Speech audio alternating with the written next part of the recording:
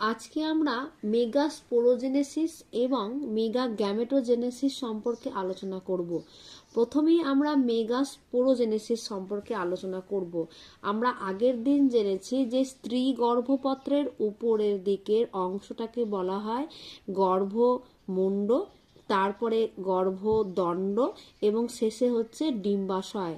তাহলে এইটা হলো গর্ভমুণ্ড, এটি গর্ভদণ্ড এবং এটি ডিম্বাশয়। এই ডিম্বাশয়ের মধ্যে কি থাকে? অমরার উপর ডিম্বক বিন্যস্ত থাকে। আজকে আমরা জানব যে ডিম্বকের মধ্যে কিভাবে স্ত্রী রেণু অর্থাৎ মেগাস্পোর উৎপত্তি ঘটে। তাহলে স্ত্রী রেণুর উৎপত্তি যেটি, সেইটিকেই আমরা বলি মেগাস্পোরোজেনেসিস। তাহলে স্ত্রী রেণুর উৎপত্তি কিভাবে হয়? স্ত্রী রেণুর উৎপত্তি হয় স্ত্রী রেণু মাতৃকোষ থেকে। স্ত্রী রেণু মাতৃকোষ থেকে কি উৎপন্ন হয়? স্ত্রী রেণু উৎপন্ন হয়। এই স্ত্রী রেণু মাতৃকোষের অপর নাম হচ্ছে মেগাস্পোর। মেগাস্পোর মাতৃকোষ। এবং এখান থেকে কি হয়? এখান থেকে মিওসিস কোষ বিভাজন হয় এবং তারপর যেটা উৎপন্ন হয় সেটা হলো স্ত্রী রেণু।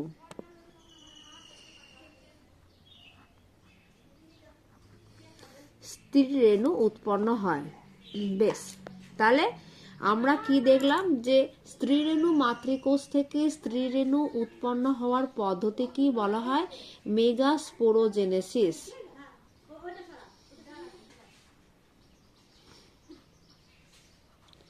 এবং এই মেগাস্পোরোজেনেসিস পদ্ধতিটি কিন্তু মিওসিস প্রক্রিয়া।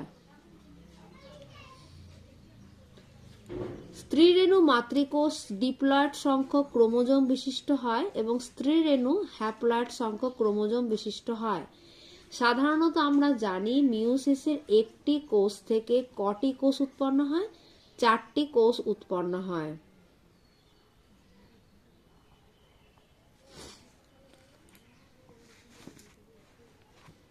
চারটি কোষ উৎপন্ন হয়। দেখো, এইটা যদি আমি স্ত্রী রেণু আঁকি, স্ত্রী রেণু মাতৃকোষ আঁকি, অর্থাৎ মেগাস্পোর মাতৃকোষ যদি আঁকি, সেখান থেকে মিওসিস কোষ বিভাজন হয়, 4টি কোষ উৎপন্ন হয়েছে, দেখতে পাচ্ছ নিশ্চয়ই। সাধারণত এই উপরের যে এই তিনটি কিন্তু বিনষ্ট হয় এবং একটি বড় আকারের যে দেখতে পাচ্ছ, এইটাই হচ্ছে স্ত্রী রেণু। এইটাই হলো স্ত্রী রেণু বা মেগাস্পোর। মেগাস্পোর। তাহলে আশা করি বুঝতে পেরেছো যে স্ত্রী রেণু মাতৃকোষ থেকে স্ত্রী রেণু উৎপন্ন হওয়ার পদ্ধতিটাকে কিন্তু আমরা বলবো মেগাস্পোরোজেনেসিস। তাহলে মেগা গ্যামেটোজেনেসিস কি? মেগা গ্যামেটোজেনেসিসের ক্ষেত্রে আমরা দেখব যে স্ত্রীর লিঙ্গধর উদ্ভিদ কিভাবে উৎপন্ন হয়। অর্থাৎ ওই যে স্ত্রী রেণু পেলাম, সেটি মাইটোসিস কোষ বিভাজনের মাধ্যমে কি উৎপন্ন করে? স্ত্রী লিঙ্গধর উদ্ভিদ উৎপন্ন করে। স্ত্রী লিঙ্গধর উদ্ভিদ। এই স্ত্রী লিঙ্গধর উদ্ভিদ পেলাম যেটা, একেই বলা হয় ভ্রূণস্থলী। এই ভ্রূণস্থলী তৈরি হচ্ছে স্ত্রী রেণু থেকে, এটাকে আমরা বলবো মেগা গ্যামেটোজেনেসিস। Mega gametogenesis.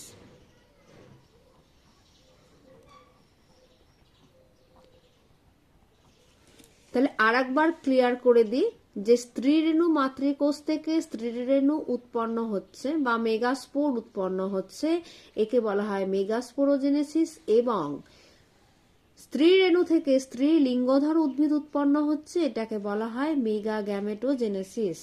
এবার আমরা একটু ডিটেলসে আলোচনা করব মেগাস্পোরোজেনেসিসে কি ঘটে। মেগাস্পোরোজেনেসিসে কি ঘটে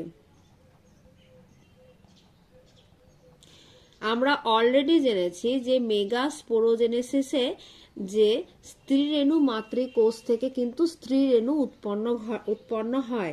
কি হয়? ডিম্বকের যে ভ্রূণ পোষক কলা, ডিম্বকের ভ্রূণ পোষক কলার মধ্যে একটি বিশেষ ধরনের কোষ ভ্রূণ পোষক কলার মধ্যে একটি বিশেষ ধরনের কোষ পাওয়া যায় যেটা অপেক্ষাকৃত সাইটোপ্লাজম, ঘন সাইটোপ্লাজম এবং বড় আকারের নিউক্লিয়াস যুক্ত। একে বলা হয় একটু পৃথক, ভ্রূণ পোষক কলার মধ্যে একটু পৃথক ধরনের কোষ যেটার নাম হচ্ছে আর্কিস্পোরিয়াল কোষ। আর্কিস্পোরিয়াল কোষ।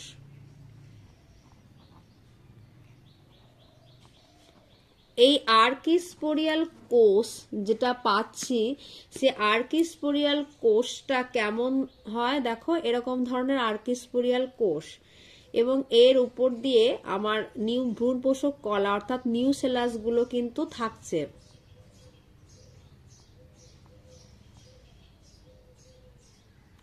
এই পাশে দেখছো যেগুলো, সেগুলো হচ্ছে নিউসেলাস কোষ।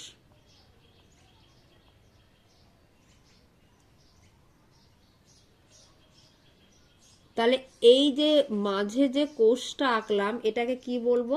আর্কিস্পোরিয়াল কোষ।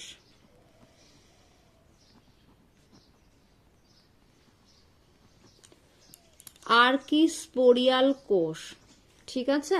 এই আর্কিস্পোরিয়াল কোষটা দুভাগে বিভক্ত হয়ে যায়।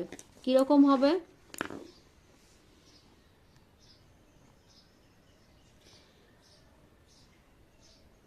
এইরকম ধরনের দুভাগে বিভক্ত হয়ে যায় এবং এর চারিদিকে কিন্তু আমার আবার সেই নিউসেলাস বা ভ্রূণ পোষক কলা কিন্তু থাকবে। এর চারিপাশে আমার আবার নিউসেলাস বা ভ্রূণ পোষক কলা থাকবে। এই যে দুটো ভাগে ভাগ হয়ে গেল, এই উপরের দিকে যেটা দেখছো সেটা হচ্ছে প্রাথমিক প্রান্তীয় কোষ,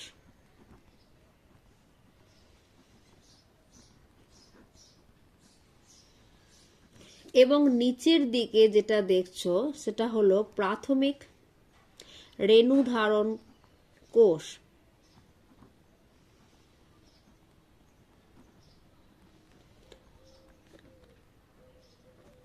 এই প্রাথমিক রেণু ধারণ কোষই কিন্তু পরবর্তীকালে কি তৈরি করে বলো দেখি?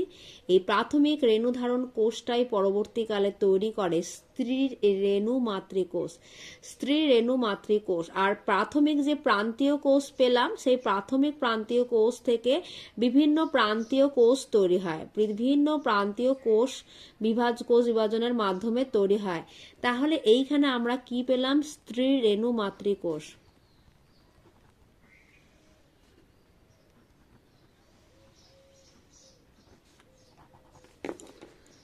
স্ত্রী রেণু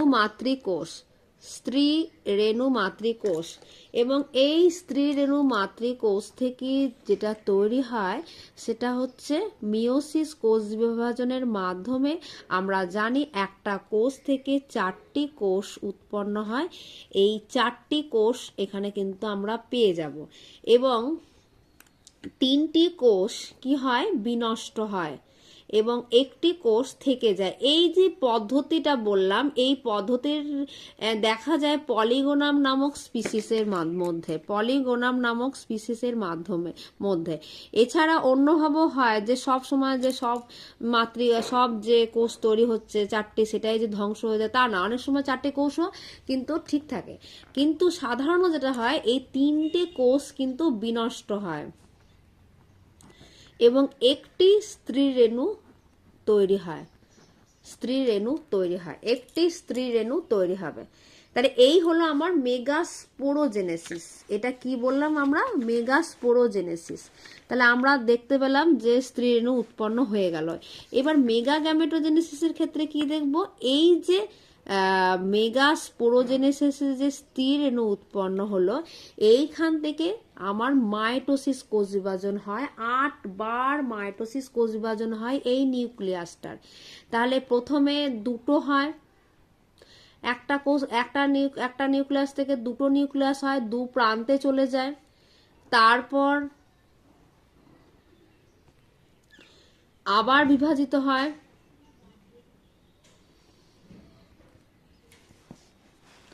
দেখতে পাচ্ছ 4টে হলো। তারপর কি হয়? আবার বিভাজিত হয়,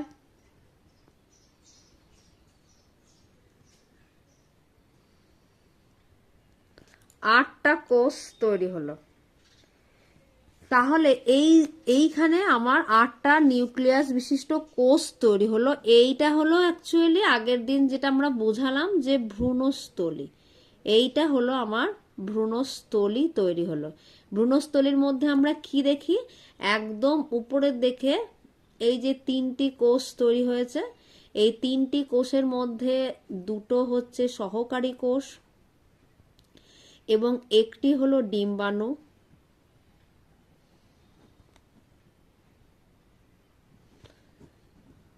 মাঝে আমরা পেয়েছিলাম যে 2টো কোষ চলে এসেছে, সেই 2টো কোষ একসঙ্গে যুক্ত হয়ে তৈরি হয় নির্ণীত নিউক্লিয়াস।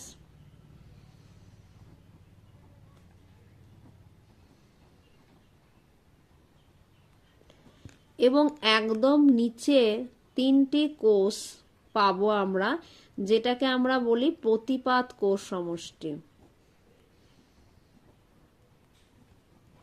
আগের দিন আমরা যে ভ্রূণস্থলীর গঠন পেয়েছি সেখানে আরো ডিটেলস এটা আলোচনা করা হয়েছে।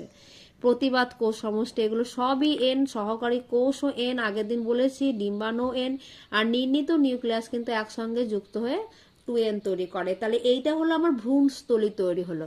তাহলে ভ্রূণস্থলীর ক্ষেত্রে আমরা দেখলাম কি, যে স্ত্রী রেণু মাইটোসিস কোষ বিভাজন হচ্ছে, এখানে কিন্তু মাইটোসিস কোষ বিভাজন হচ্ছে, মাইটোসিস কোষ বিভাজন হচ্ছে এবং মাইটোসিস কোষ বিভাজনের মাধ্যমে কিন্তু আমরা 8টি নিউক্লিয়াস বিভাজিত হয়। কবার মাইটোসিস হচ্ছে?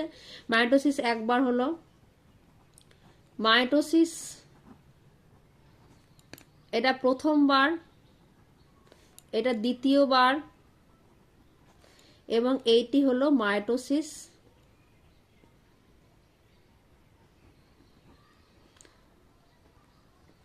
তৃতীয়বার, মাইটোসিস তৃতীয়বার। এই মাইটোসিস তৃতীয়বারটাকে আমি কিন্তু এইখানে আমি ব্রডলি জিনিসটাকে দেখিয়েছি, এখানে ছোট ছোট করে দেখানো হয়েছে যে উপরের দিকে 3টে সহকারী কোষ, 2টো সহকারী কোষ, একটি ডিম্বাণু, মাঝে 2টি নির্ণীত নিউক্লিয়াস এবং শেষে 3টি প্রতিপাদ কোষ, টোটাল 8টা নিউক্লিয়াস তৈরি হয়েছে।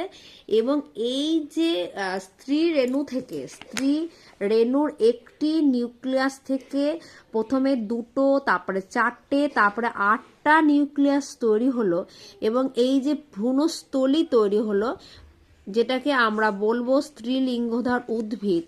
এই স্ত্রীলিঙ্গধর উদ্ভিদ উৎপন্ন হলো কোত্থেকে? স্ত্রী রেণু থেকে উৎপন্ন হলো। এটাতে কি স্ত্রী রেণু, এই পদ্ধতিটাকেই বলা হয়, এই যে প্রসেসটা আমরা দেখছি এটাকেই বলা হয় মেগা গ্যামেটোজেনেসিস, অর্থাৎ স্ত্রী রেণু থেকে ভ্রূণস্থলী উৎপন্ন হচ্ছে বা স্ত্রীলিঙ্গধর উৎপন্ন হচ্ছে,